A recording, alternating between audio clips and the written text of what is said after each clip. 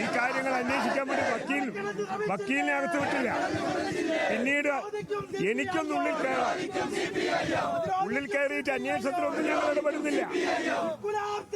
അവര് കടലാസ് വെച്ചെങ്കിൽ ഞങ്ങൾ ഉള്ളിൽ കയറുന്നില്ല. പുറത്ത് അവരൊന്ന് കാണാൻ. മനുഷ്യാവകാശ ലംഘനമാണ്, ജനാധിപത്യ വിരുദ്ധമാണത്. സംസാരിക്കാൻ ഇവർ അനുവദിക്കുന്നില്ല.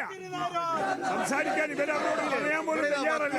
വക്കീല് പോലും പോകാൻ ചോദിച്ചിട്ട് വക്കീലിന് പോലും അനുവാദം കൊടുക്കുന്നില്ല. പുലർച്ചെ 5:30 കയറിയതാ. നാളെ പെരുന്നാളാ. റിയാസ് എന്തോ ആവട്ടെ. നിങ്ങൾ നോക്കി, റിയാസിന്റെ കുടുംബം എന്ത് തെറ്റായിരുന്നത്. മക്കളുണ്ട്, ഉമ്മയുണ്ട്, ഉപ്പയുണ്ട്, പ്രായമുള്ള ഉപ്പയും ഉമ്മയുണ്ട്, ചെറിയ മക്കളുണ്ട് ഇതിനകത്ത്, 15 വയസ്സിന് താഴെയുള്ളവരുണ്ട്.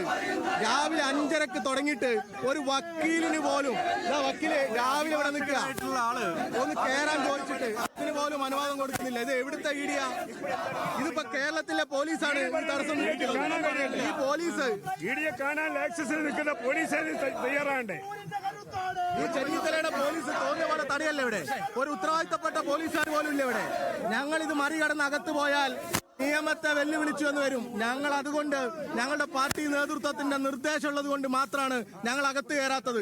അല്ലാതെ ഈ 4 ചെന്നിത്തലേന്റെ സതീശന്റെ പോലീസിനെ കണ്ട് ഭയന്നിട്ടൊന്നുമല്ല.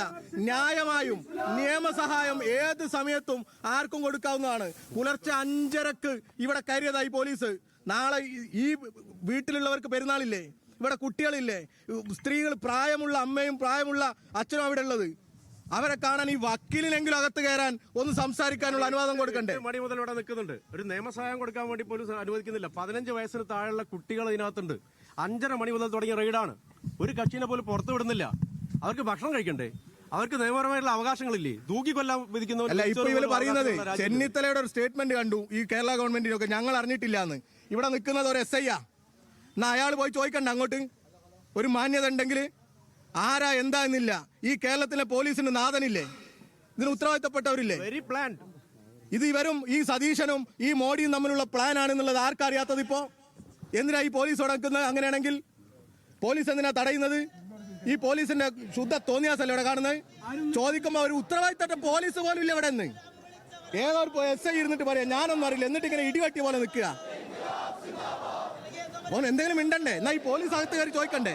ഇവിടെ വക്കീലുണ്ട്, വക്കീലിനെ കാണാൻ അനുവദിക്കണം എന്ന് പറയണ്ടേ? ഒരാൾ പോലും സംസാരിക്കുന്നില്ല. ഇവിടെ പ്രതിവേട്ടനെ ഉന്തി മാറ്റാൻ അവർ ശ്രമിക്കുന്നത്.